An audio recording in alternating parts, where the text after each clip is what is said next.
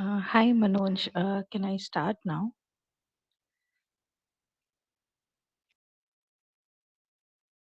Manoj, Yeah, you're sure. Yeah. muted. Yeah. Yeah. Yeah, Yeah. yeah. Yeah. Yeah. All right. Um, Hello. So I'm Pratiti. I'll be formally introducing Roopika Risam, the speaker of our lecture today. Okay. Roopika Risam's research interests lie at the intersections of postcolonial and African diaspora studies, critical university studies, and digital humanities. Her work in digital humanities has been supported by over $4.3 million in grants. Her first monograph, New Digital Worlds Postcolonial Digital Humanities in Theory, Praxis, and Pedagogy, was published by the Northwestern University Press.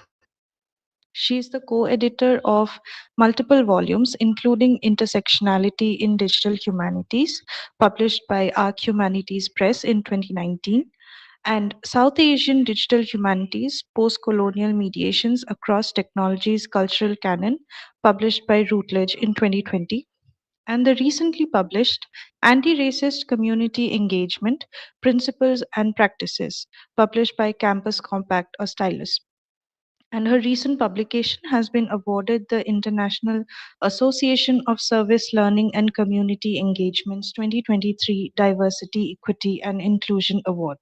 So over to you, Rupika.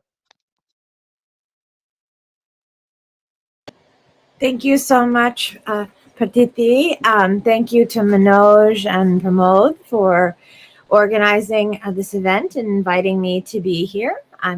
My Masad, my Masi's husband, is actually from Hyderabad, and so my family's very excited about my talk today. So I'm going to speak today about how I approach my work in digital humanities with the aim of helping you think about how you might get started if you are interested in getting involved in digital humanities. I'm going to start my slides. Just take a second.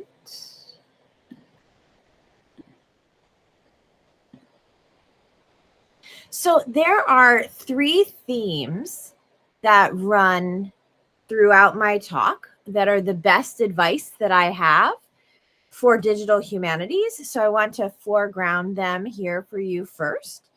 It's that, first of all, if when we're doing digital humanities work, if we confuse what we want in a project with what we need in a project, it makes it very difficult to actually get a project done. The second is we can't wait for funding to come to us to do our work. We have to start doing it ourselves. And finally, an approach to digital humanities that thinks about how we can incrementally, piece by piece, build a project. And think about how can we repurpose resources that we can get access to at our institutions is likely to be most successful. I want to first foreground where my interest in digital humanities came from, and it comes from studying in postcolonial studies and the way that postcolonial studies has shed light on the power dynamics that surround knowledge production. I first began working on digital humanities when I was a graduate student, and I recognized that the methods of digital humanities, whether we're thinking about creating digital archives or developing digital exhibits or creating maps or doing data visualizations, these all hold tremendous promise for the important work of building a digital cultural record of human knowledge. But this promise has gone unrealized because so many of the resources for digital humanities are then directed at canonical figures and topics and histories that have self-evident value because they reflect the dominant cultures in which most academics and funders operate. So these were the topics at the heart of my first book, New Digital Worlds. The great promise of digital humanities, yet to be realized, lies in how it can help us both uncover and complicate our understanding of the relationship between humanity and technology. But this can only be the case if the human in humanity is an inclusive notion. And we've seen abundantly in the history of knowledge production in the humanities that exactly who counts is far from assured. And an entire history of knowledge production says that we didn't count.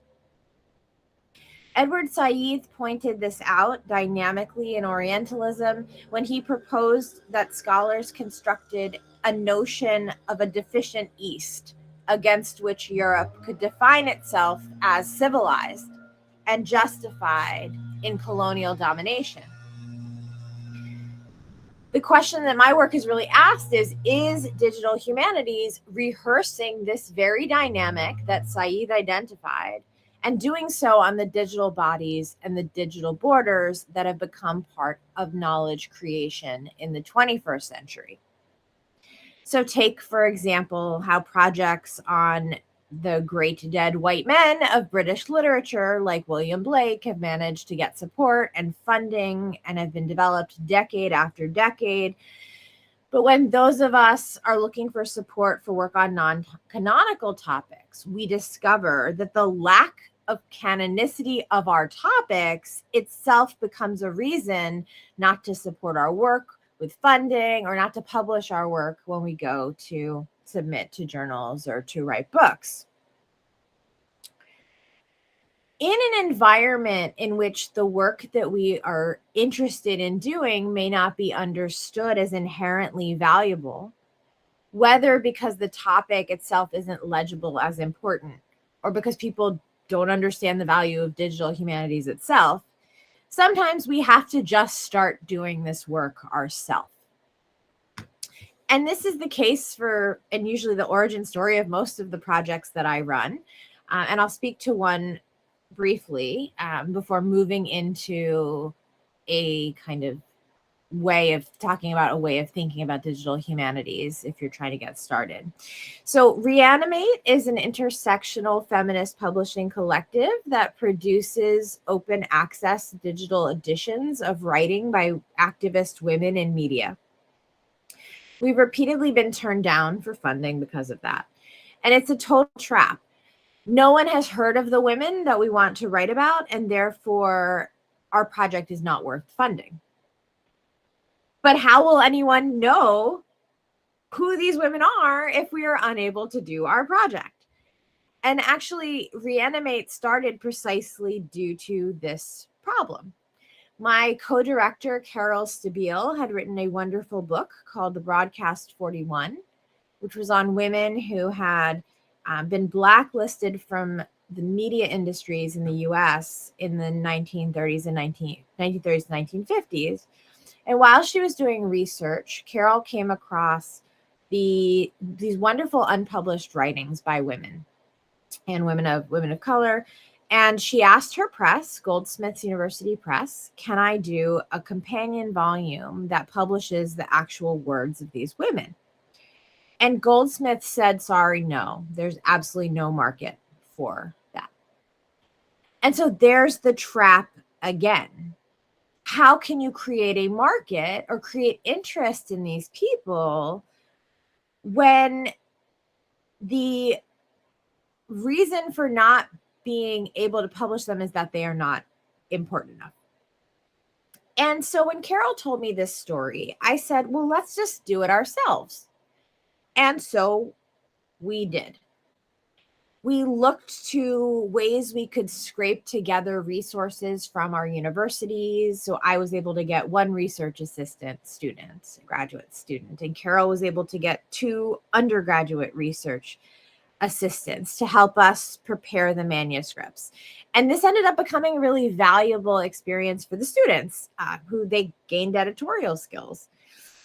We also recognize that resources aren't just the money to pay for things, but also can be in kind. So we looked around to what kinds of open access, open source platforms already existed for publishing. And we ended up talking to people who run the Manifold publishing platform at the University of Minnesota Press, and they were looking for people who wanted to test out their platform. And so we applied to be one of those people, and so that is how we got the platform that we use. We released our first volume, the Freddie Washington Reader, in February of last year. The volume brings together writing by a Black actress, Freddie Washington, from the 1940s. And she talks a lot about race and war and Hollywood and Broadway and labor unions.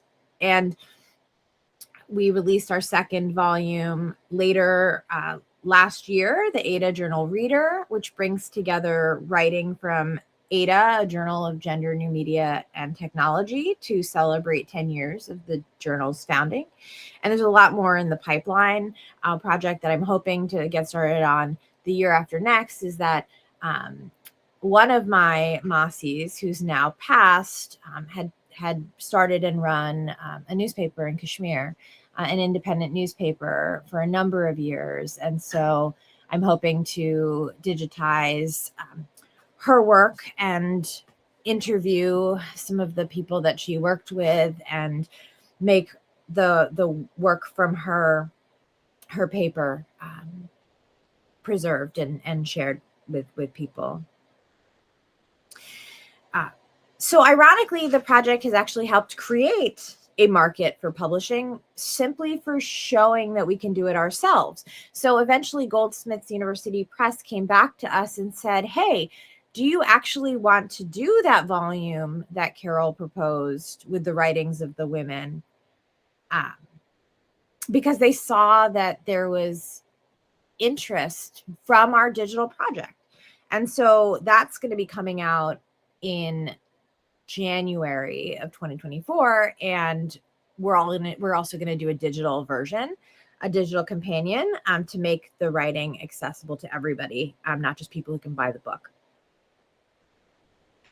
Our capacity to actually do this project with very little in the way of resources came out of a clear assessment of what we needed at a bare minimum to make our project work.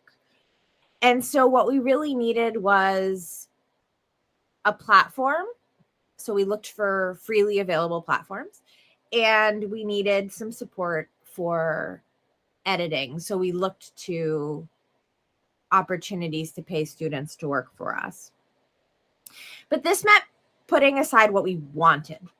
In an ideal world with unlimited funding that people would want to give us, we could have dreamed up a custom platform that would do all kinds of things with bells and whistles. But at the end of the day, we knew we weren't going to be able to get that, and we still wanted to do the project. So our project with Reanimate reflects an approach to digital humanities project development that's called minimal computing.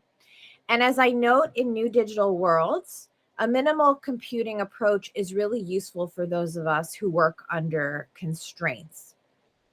And I want to share this with you, share the thinking of minimal computing with you, because it's a philosophy that guides my work in digital humanities. And it's one that allows us to actually get started doing the work we might want to do, even if we're facing constraints and challenges like that of funding or of making the case of the value of our work. Minimal computing asks us to change our way of thinking about how we might do digital humanities. Often when people think about digital humanities, they think about, oh, I am going to think about doing mapping, or I'm going to think about doing textual analysis, and then take that tool and try and apply it to the material that you're working with. But minimal computing says, don't think about tools or methods. Think about what are your goals? What are you hoping to achieve with the project? And What do you need to accomplish those goals or to provide some answers to your research questions? When we look at a completed or a really well-developed digital humanities project, say like the Tagore Variorum project, one that has years or decades of labor and funding behind it, it's hard to see beyond all those layers to understand that even a project like that started somewhere. That what we're seeing is the product of time and money and labor, but the project wasn't always looking like that. It's also easy to look at a project like that and think, oh, that's what I want, and to conflate that with that's what I need. So, my work with colleagues on minimal computing as a methodology itself is less about saying, here's how you should do digital humanities, but it's a way of thinking about doing digital humanities and to resist the idea that innovation is defined by newness or by scope, and to really think about how can we do digital humanities in all kinds of environments. We might lack access to hardware, or we might lack access to software or network capacity. We may have lack of access to technical education. Sometimes, depending on where we are, we might even not have access to a reliable power grid or to reliable internet. So minimal computing, first and foremost, argues for using only the technologies that are absolutely necessary and sufficient for answering the research questions that you want to answer. We describe minimal computing as a heuristic that is comprised of 4 questions to determine what is, in fact, necessary and sufficient when you're thinking about doing digital humanities. The first is, what do we need? The second is, what do we have? The third is, what must we prioritize? And the fourth is, what are we willing to give up? What do we need? The first question cuts through a tendency in digital humanities to valorize trying to keep pace with trends towards high-speed computing or the latest computational technologies, and really to move away from a tool-driven approach. Often when we actually pause to consider what do we need to do a project, the answer actually isn't the latest and greatest technology, but the tried and true technologies. Trying to pursue innovation for innovation's sake can be a deterrent to actually completing or even getting started with a project. This is something I've encountered at length when I work with people who are new to digital humanities, because they often feel like they need to use a particular kind of software that has a name brand associated with digital humanities, like ArcGIS for digital mapping, when something simpler like Tableau or Story Maps or even a simple Google My Map would suffice and might actually mean the project gets completed because the learning curve of ArcGIS is substantial. The question of what do we have is equally as critical because it encourages us to focus on the assets around us rather than focusing on the deficits around us. When we look to completed projects, again, I'll use the Tagore Variorum as an example. It's so easy to think I can't do that. But instead, we need to look at the resources we do have. This might mean the kinds of archives in your library. This might mean the kinds of labor available at your institution or the kinds of resources. For me, it's been looking about possibilities for collaboration. Who can I work with? I have a certain set of skills. Who else has the other skills that I don't have that we can form a collaboration and pursue a project together? For me, it's also been about looking at internal resources at institutions where I've worked that we can repurpose, that we can steal and borrow and use them for our own ends and our own projects. Following the first two questions is what must we prioritize. We can't treat all competing priorities in a project as equally as important. And that's an important insight for decision making about tools. For example, I often, when I create websites for digital humanities projects, like to use a static site generation software called Jekyll. And I like it because it's easier to manage than doing a WordPress website or a Drupal website or a website with a content management system. Because there's no database, it loads faster in low bandwidth environments, and it's less likely to get hacked. But when I was building a project website recently, I actually chose to use WordPress because the people I was working with didn't know how to use Jekyll, and they didn't need to learn it, and they had no reason to learn it. So I thought, you know what, if all you need to do is add content to a website, it's fine. I'll take on the additional labor of maintenance that comes with using the WordPress site. So I prioritized people over platforms in that instance to ensure the full collaboration of my full participation of my collaborators. And then the final question is, what are we willing to give up? All the environments in which we work have limitations. They may be of adequate infrastructure or finances or labor, technical knowledge, all of the above. And as a result, we simply cannot have it all. There are tough decisions that we have to make if we're developing projects, taking into account what we need, what we have, and what we must prioritize. So this might mean saying, you know what, I'm not going to use the latest, flashiest methods because that's going to cost too much money and time and labor. And I might choose a simpler approach that I can actually do with what I have and the people that I'm working with. Or it might mean choosing to use a platform or a tool that doesn't meet every desired requirement that you or your collaborators have, but it still lets you move a project forward.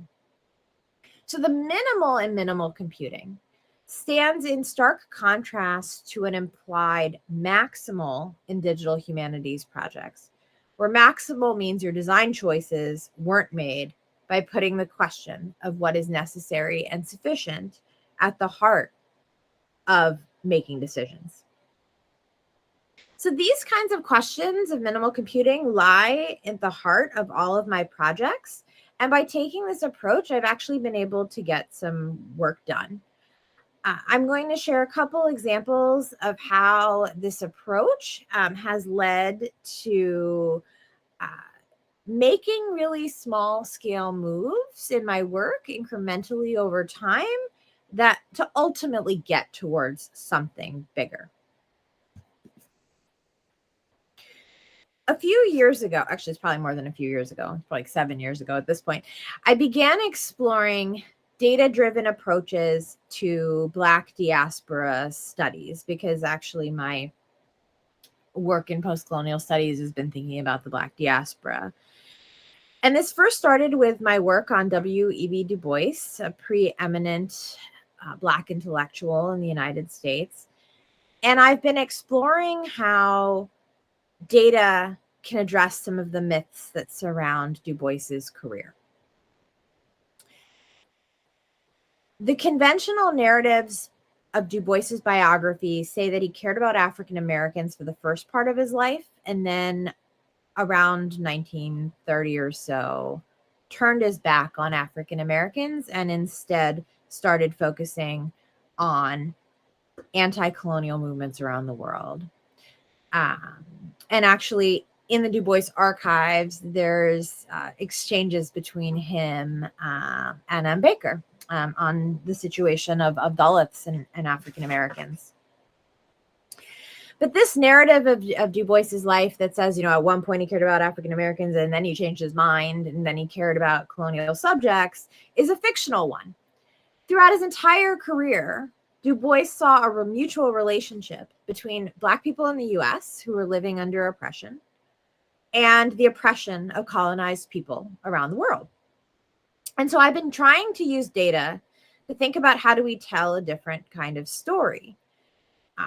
So, for example, how can mapping Du Bois's correspondence networks, who he was writing to and where they were and when, show us his global reach at various times in his career? And so, for example, in one of the prototypes that I've been working on of a map, it shows that in the 1920s, Du Bois was very engaged in conversations in Liberia. Liberia, a country that had been founded by settler colonialists from the United States. The American Colonization Society sent Black people to settle in Liberia, and that was in the quite early in the or was it in the early 1900s? And then by 1920, Firestone, the tire company, was already doing what we would now call neocolonialism in Liberia to get rubber for their tires. And Du Bois was engaging with people on this very issue and talking about neocolonialism before we even had terms for it. One part of this project has actually been to track where did Du Bois travel throughout his life and when. And Du Bois, for somebody who was born in the late 19th century and died in 1963, was incredibly well traveled. So, you can see here as early as 1892, he was in Europe because he studied at the University of Berlin. And so I thought it would be useful to maybe put together, based on archival and secondary source research, all the locations that Du Bois traveled in his life as a resource for researchers who might want to know where Du Bois was at any given moment and why. And so there's actually about 450 rows of data in this spreadsheet. I'm just showing you a snapshot of it here. And putting together this data, it was research. We all do various kinds of secondary source and archival research in our work. And then it was just putting it in a Google Sheet. This is not high tech at all. You could do it in an Excel sheet. You could do it in a CryptPad sheet. You could do it in any kind of spreadsheet. It was literally, the hard part wasn't the tech. The hard part was the research. And so I put all the research into this data set that I created, and then have been working to actually visualize it on a map. This is an ArcGIS map. I previously prototyped it on easier to use technologies with lower learning curves like Google My Maps. And then I decided I wanted to invest the time in learning to use ArcGIS to make a map.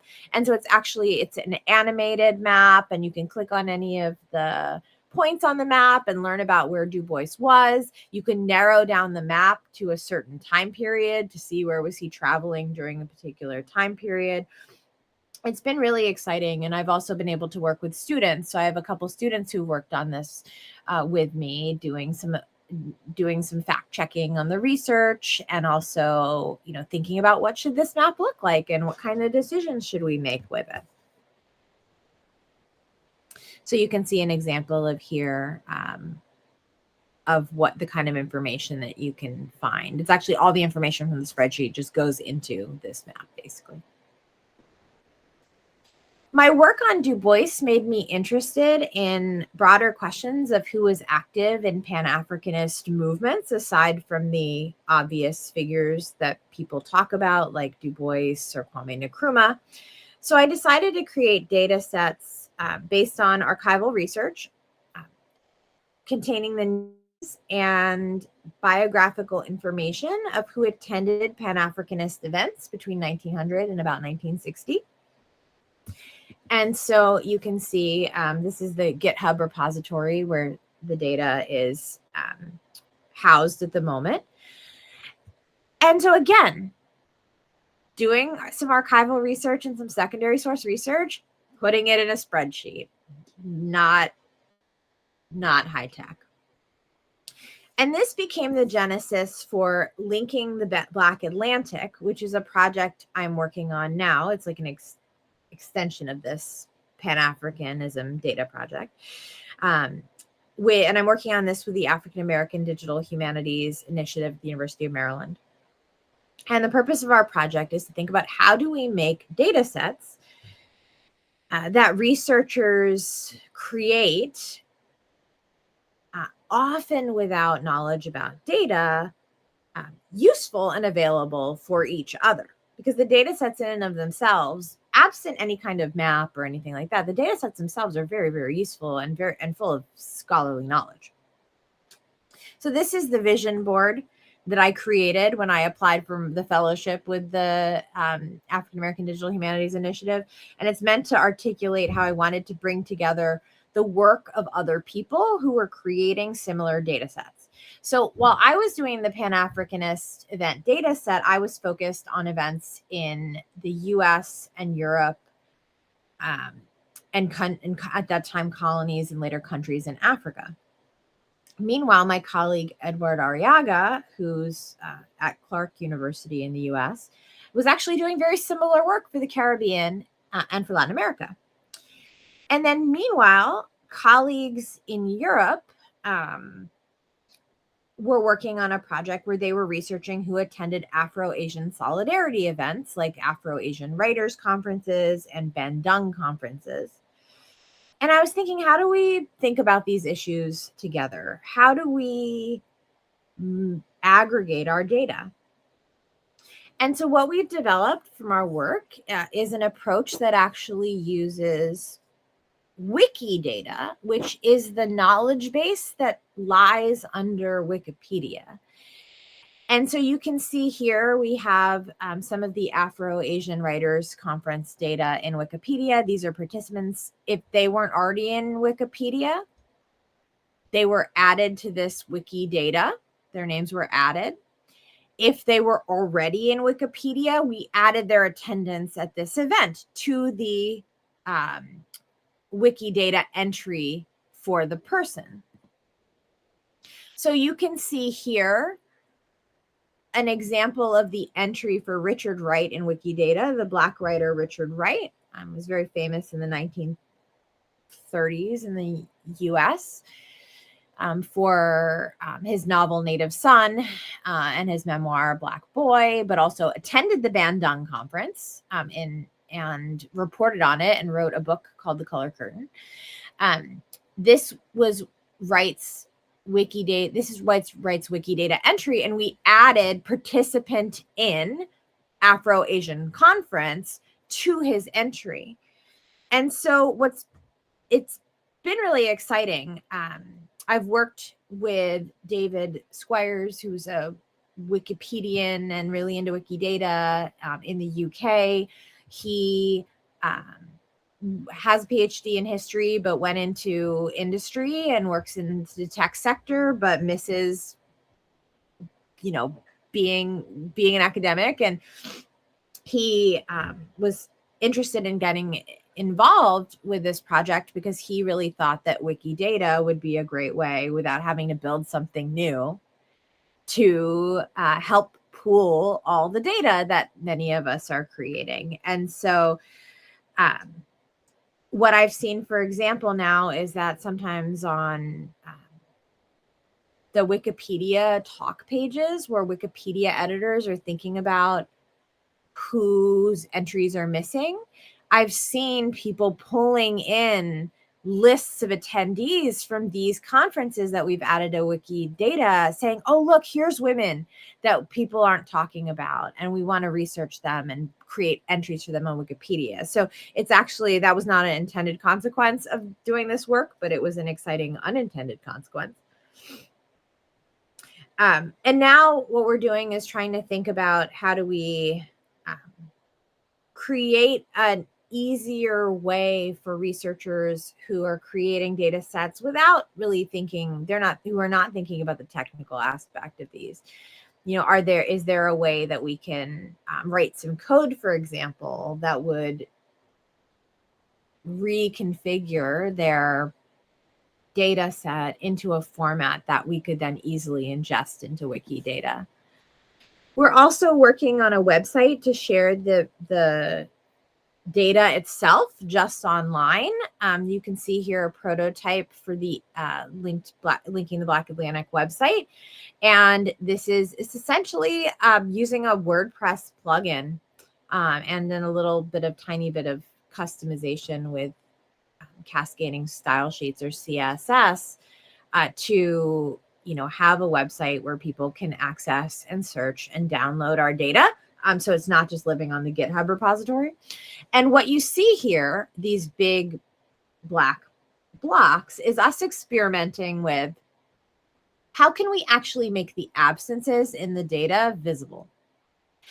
And so one of the things that's really interesting about this Pan-Africanist data that we've collected is that in some cases we know, for example, how many people attended the events, and we can compare that to how many names we've actually been able to verify.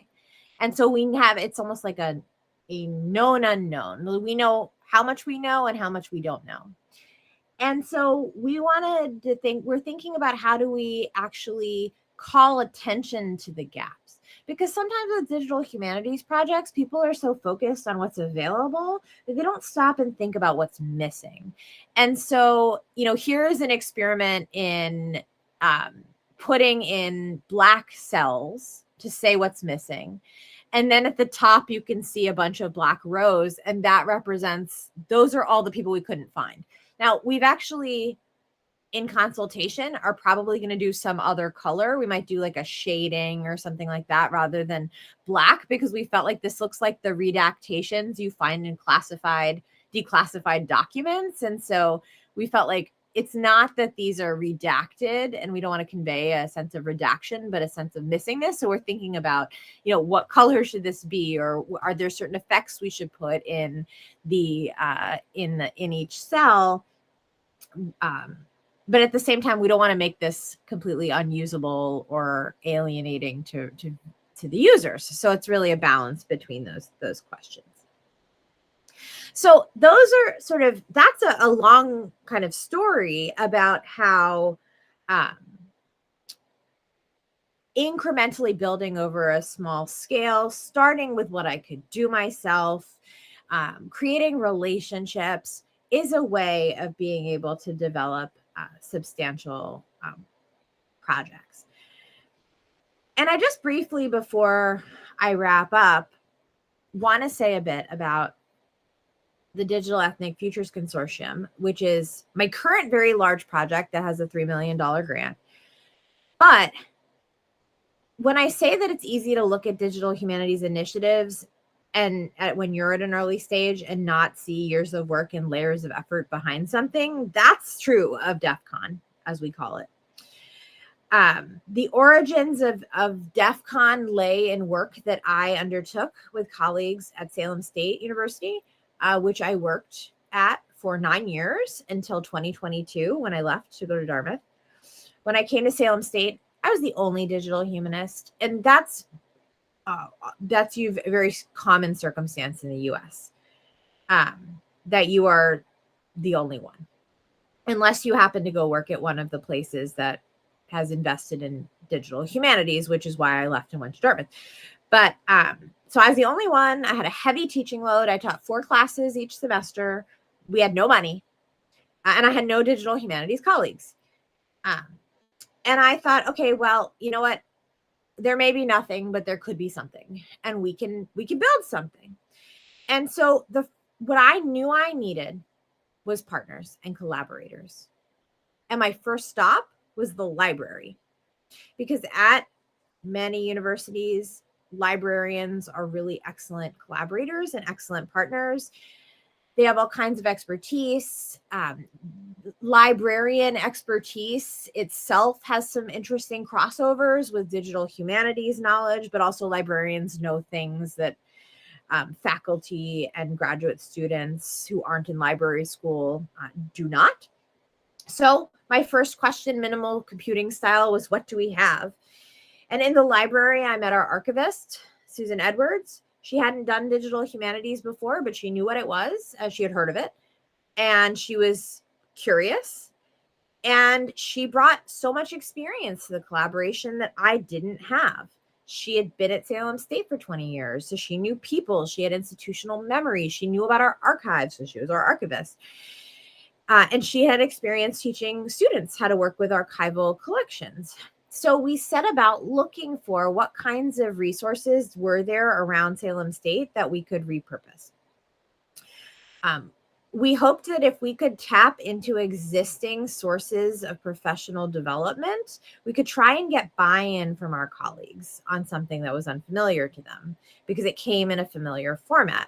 So one model we used was a learning community model. So we had these faculty learning communities that had run for a long time, and it brought paid faculty and brought them together to work on a certain topic and develop some kind of assignment for a class. And so we ran a few on digital humanities, and that really was very, very helpful in getting the word out about what digital humanities was to our colleagues and really learning together about what we might do at Salem State.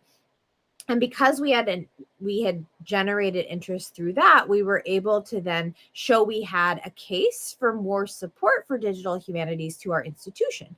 So when there was an open slot in the library for a librarian, we said we need a digital initiatives librarian. We specifically needed somebody to support all this work that people were now starting to do. When we'd see small calls for research money, just like $1,000, right? Or seeing calls for innovative proposals for when the university did a strategic plan that was just $5,000, we would just apply for them with the goal of trying to make digital humanities happen. So we created an internship program for students where they received course credit, and we mentored them in doing their own projects. Here's a wonderful example of a timeline project that a student did based on our materials in our archives about our university's history. So the student was exploring activism around race by Black students at the institution in the 1970s, and put together this wonderful timeline. And since our students, at that time when I was at Salem State, our students were still making the same demands because things hadn't really changed in the 2020s. The student groups who were involved took this timeline and began showing it at their events to say, like, hey, look, we've been asking for all these things for a very, very long time, and we're part of this long tradition of activism on campus. Our internship program was really successful. We saw students going on to pursue going to library school or pursuing careers in cultural heritage institutions. And then at the point at which we realized we had sort of hit the limit of what we could do ourselves, we decided to see if we could collaborate with other colleagues at similar universities, what are called regional comprehensive universities in the US. So these are public universities funded by the states, usually with very little money. And we serve primarily working class students, and so students lower socioeconomic status, often first students and their families to go to college. So we have unique insights to incredible student populations. So we applied for a grant from the government to bring the practitioners together from different universities and to think about how we might connect and share ideas. And we had a 2-day workshop. And you can't really build, anything substantial in 2 days, but we had gotten to know each other, and it was a catalyst for various kinds of informal collaborations and relationships. And having done building those relationships, we were then eventually able to get a substantial amount of funding, the $3 million from the Mellon Foundation, because we were able to demonstrate not only that we had done things at our institution with very little in the way of resources, but that we had also started that national level conversation. And so behind today's DEF CON, or Digital Ethnic Futures Consortium, is a very long history of our work at Salem State, along with some work of colleagues who are our collaborators at 3 other universities.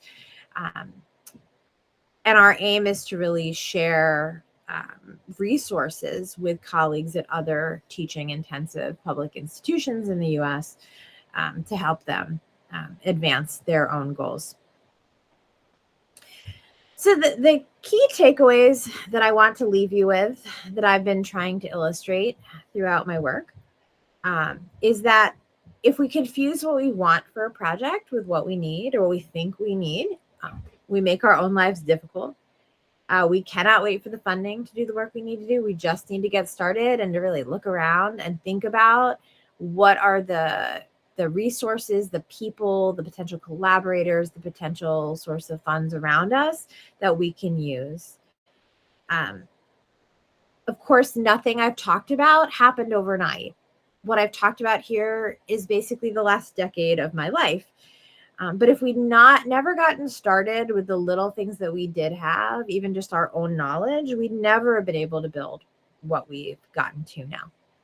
So thank you so much. I'm looking forward to discussing your questions, thoughts, and ideas.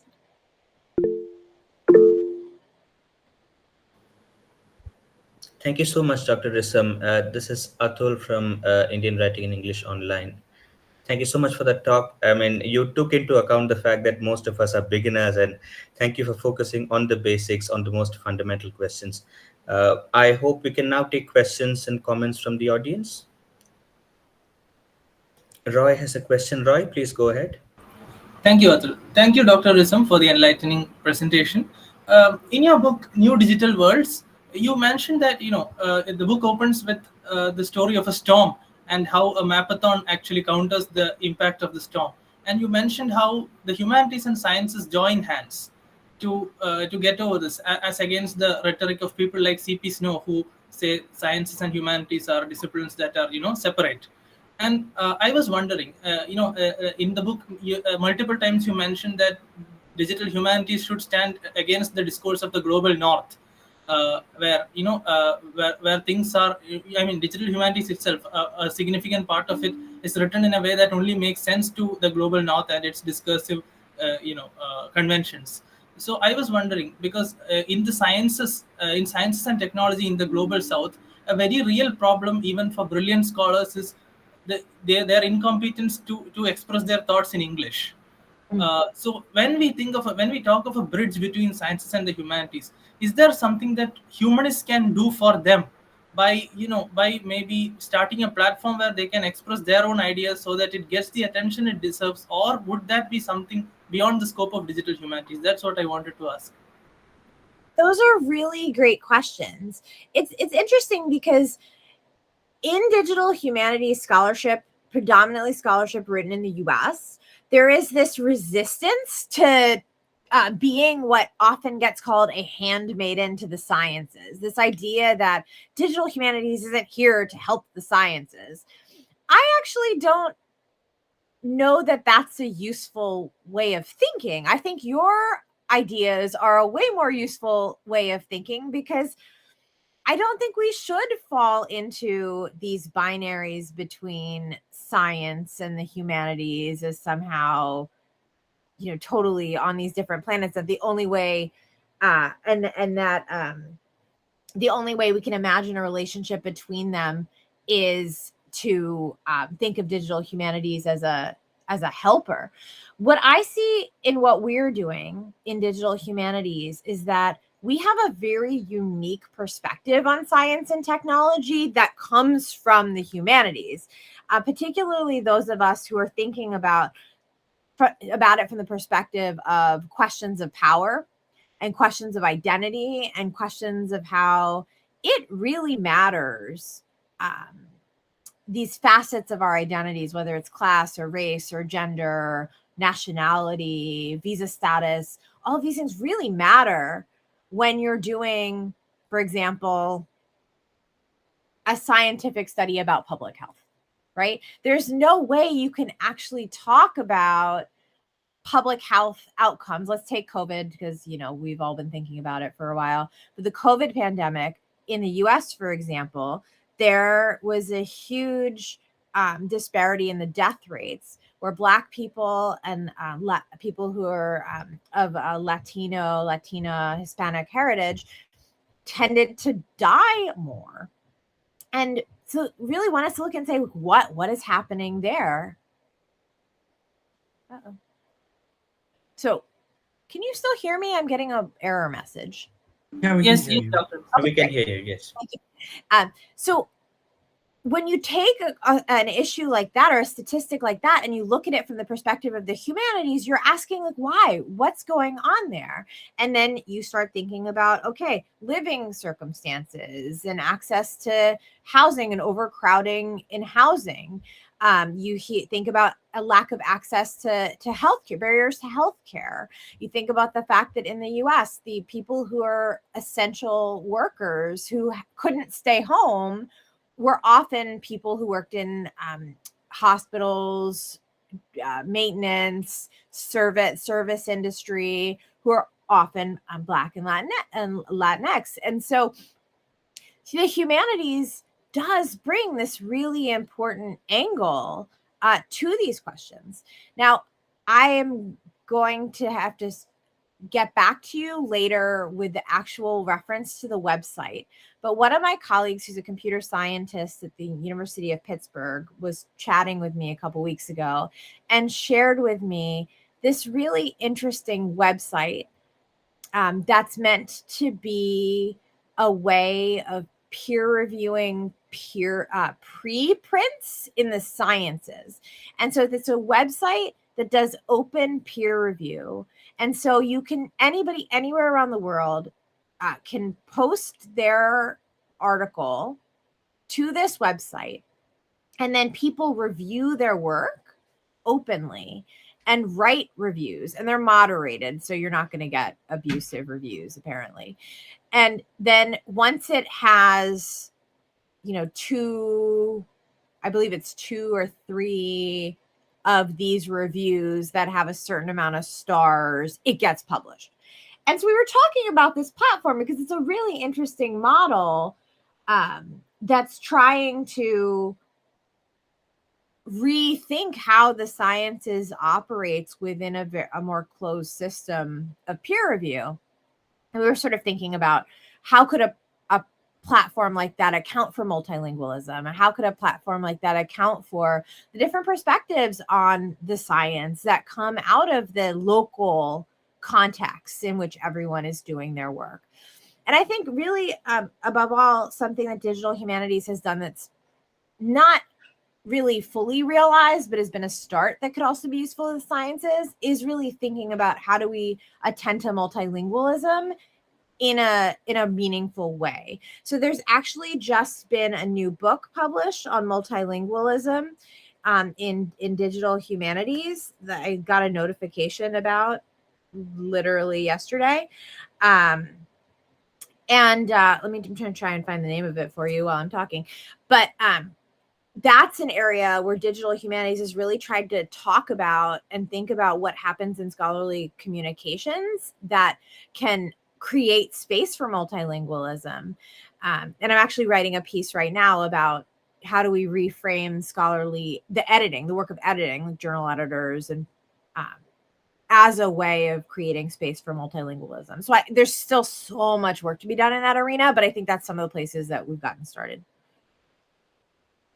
Thank you, Dr. Risam.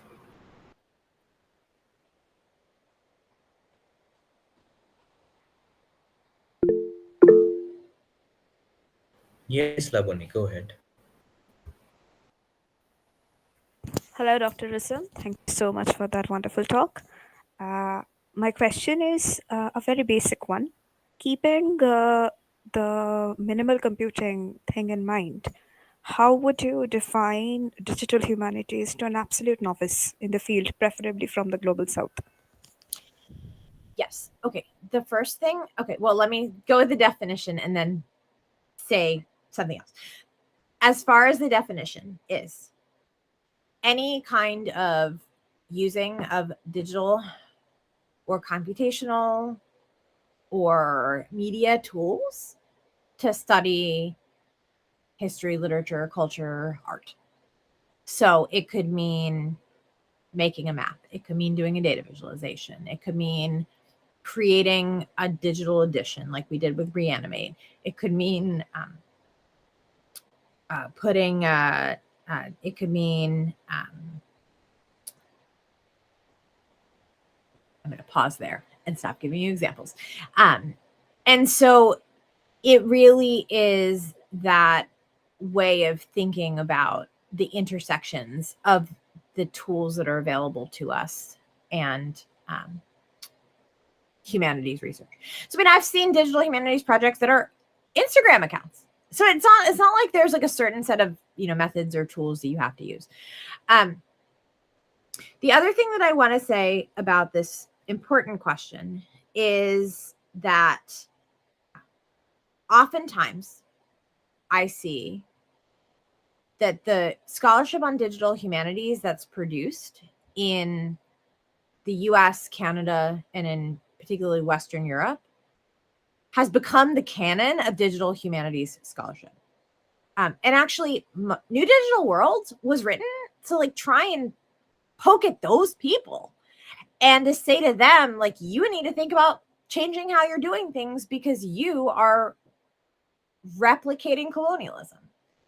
And often what I see and the conversations that I have with folks who are working in the global South is sometimes it feels like because so much of the scholarship was written in the US and Canada and Western Europe, that folks think that's how I have to do digital humanities and don't look to the long traditions of digital humanities before the term even existed that exist in their own national and cultural context.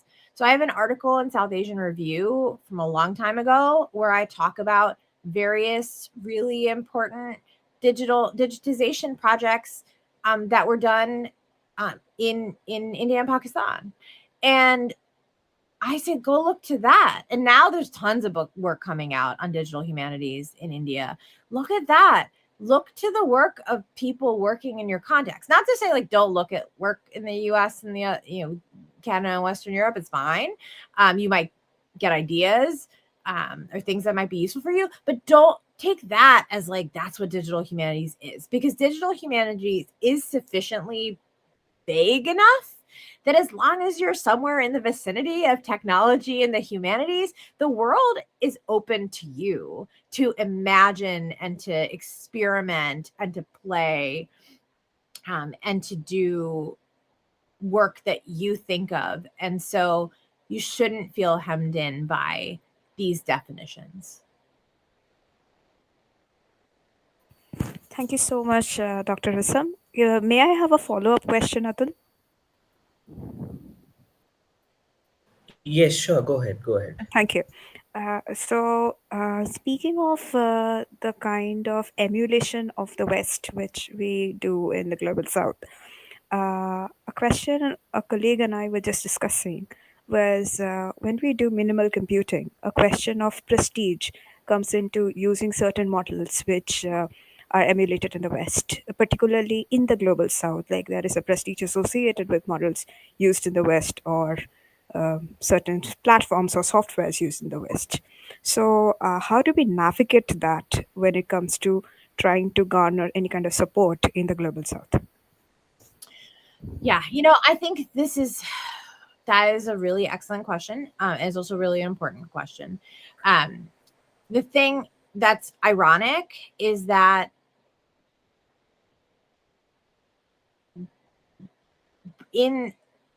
we've done a lot of work to try and move the US.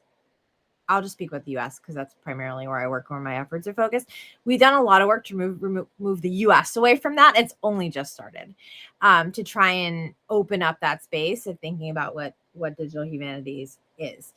I think one way to potentially try and mitigate that is to really think about the kinds of scholarship that you are citing in your work, and to think about building on the work that's happening both elsewhere and in your own country, to talk about this is important, this is valuable, and this is valid. And the reason for that is that, I think that every time we give in to the prestige models, we uphold them. And of course, though, we want funding, or we want resources, or we want to get into a graduate program. So we don't want to go too far afield. We want to play the game, and play the game by talking about the ideas and citing the ideas, that do resonate as prestigious with funders, but at the same time, bring in local context, local voices, local comparisons. Like often in a grant proposal, you write an environmental scan and you write about the other work that's out there. Make sure you're talking about work that's happening in the global south, and specifically work that's happening where you are, because that way over time we can incrementally plant that seed that it isn't only the metric of the global north by which the scholarship should be measured. And it's a long game. It's a long game because, in the US, like we've been fighting the battle for about 10 years. And I feel like I'm starting to see things change a little bit. And it's only been changing in the last 2 years.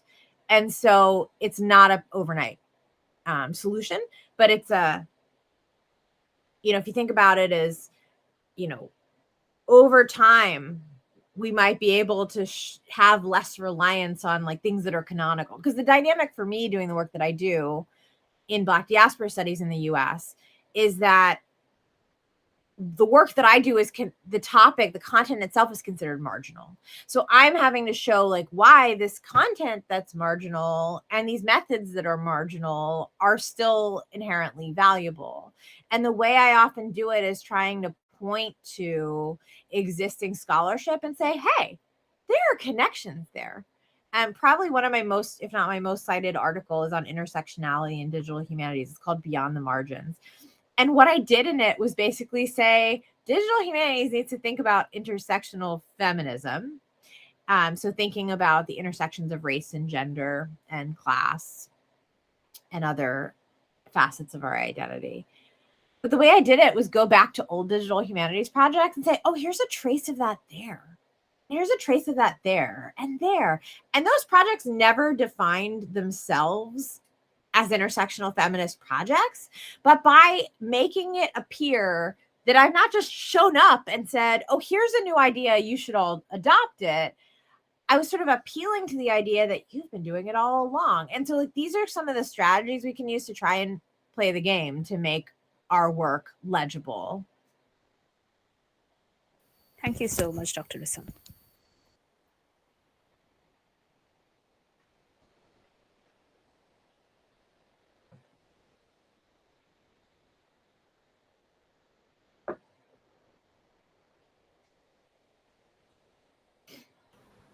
Do we have any more questions, comments?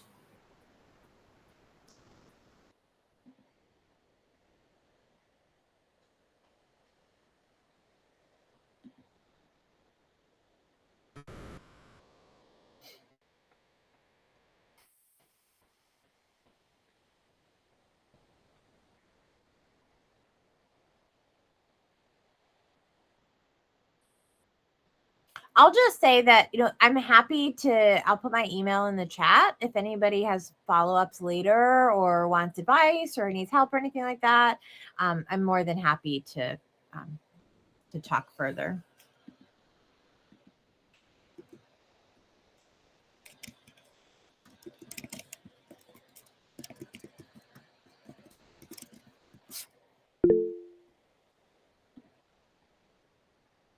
Well, that's great. Thank you so much, Dr. Risam. That's very generous of you.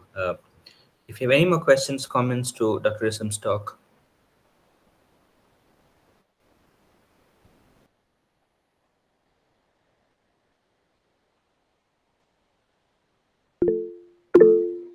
So, Yes, Manoj, if please I go ahead. may, Yes. yeah, so I was thinking about it in the context of India, where there are not many institutions which teach digital humanities as such.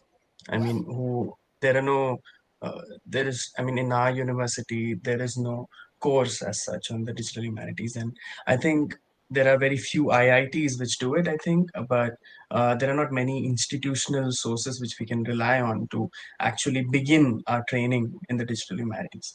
So, your method was interesting to me in that sense of thinking about minimal computing and bringing that in.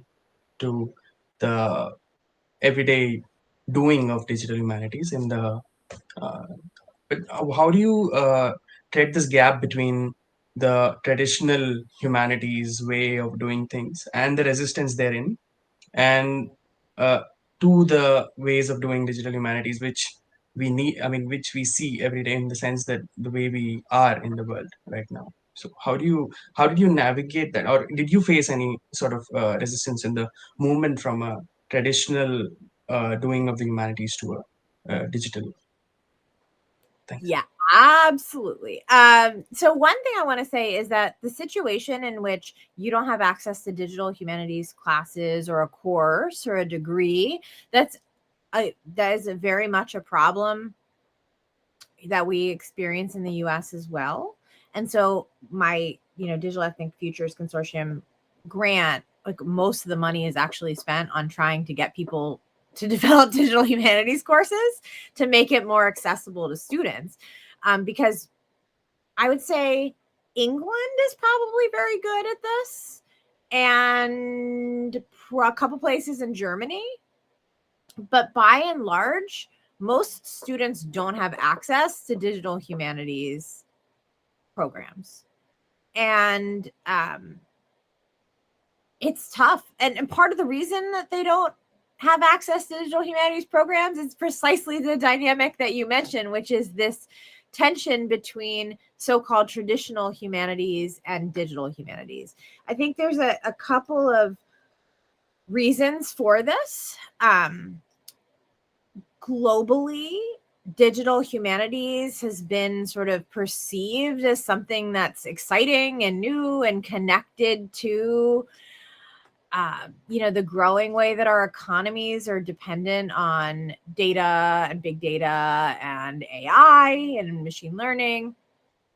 And that makes people who are, so-called traditional humanists feel uncomfortable because they feel left out, or they feel like, oh, it's a new thing, therefore I'm going to be inherently skeptical of it. For those of us, who work in the humanities, we're now used to theory as being something that's part of what we think about.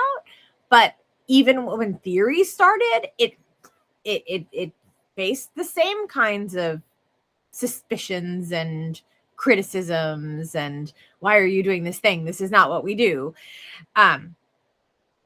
One of the things that I emphasize, I can tell you a story just for fun. So there's in the US, the South Asian Literary Association, and somebody was asking me to write an article for a special issue on Salman Rushdie. And I said, listen, I'm not going to write about literature, but I can write about the Born Digital Archive. And the person I was talking to said, but those are just files on a computer. And I'm like, what, just files on a computer? Like there's a whole thing going on. There's intellectual, And I could not, I didn't try very hard to convince the person, but it was very clear that it was an example of, no, when we study literature, we don't study the digital archive. So we study the novel and we study the reception.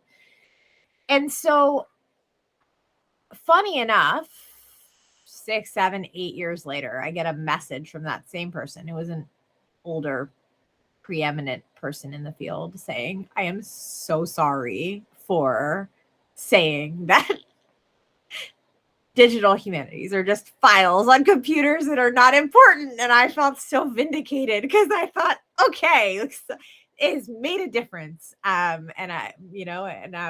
It was probably when the South Asian Review special issue on digital humanities came out is when I think then suddenly it was a real thing to the person. And so, but one thing that I love to emphasize is my strategy for helping people see and understand digital humanities is, first of all, nobody's trying to make you do it. If you want to use the methods that you find useful for your work, do it. There's nothing wrong with it. There's nothing bad about it. And second of all, the methods that we use are part of digital humanities. When I talk about projects like the Du Bois Project or the Pan-African Project, I'm doing the same kinds of research. It's that when I'm displaying it, I'm not displaying it in a journal article or a book. I'm displaying it in a spreadsheet. I'm displaying it on a website. And so helping people see those connections and that we can understand the digital part as simply tools that either help us do our research. So for example, when I was in graduate school, I would search Google Books for words. Like I was writing I wrote a paper, I published a paper on Arundhati Roy's God of Small Things. I wanted to know every usage of like one word in the book. And so I used Google Books and I put the word into the Google book and tried to see because it was faster than reading the book and trying to find every single instance of the book. Now, digital humanities tools can make that faster, right? And so it didn't mean that the article was any different or that it was about digital humanities. It was that I used the method before there was a really good method for it to do the research I was going to do anyway, right? And so helping people see that that it can just be part of the methods for doing your work or even part of the methods for sharing your work. Thank you. Thank you so much.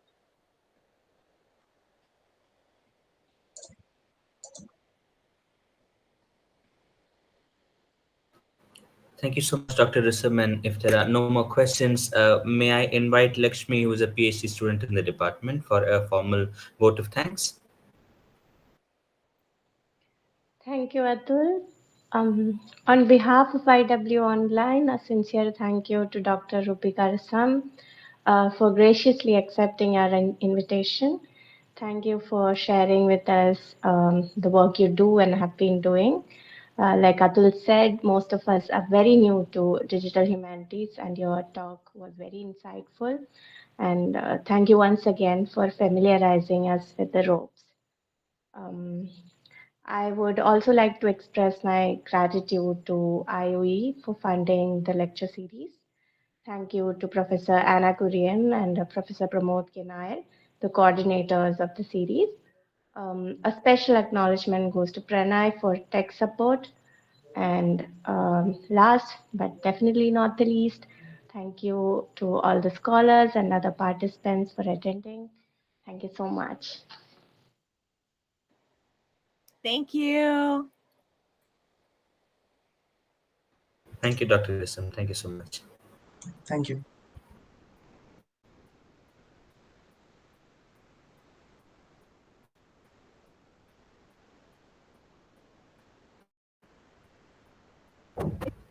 Thank you, guys. Thank you.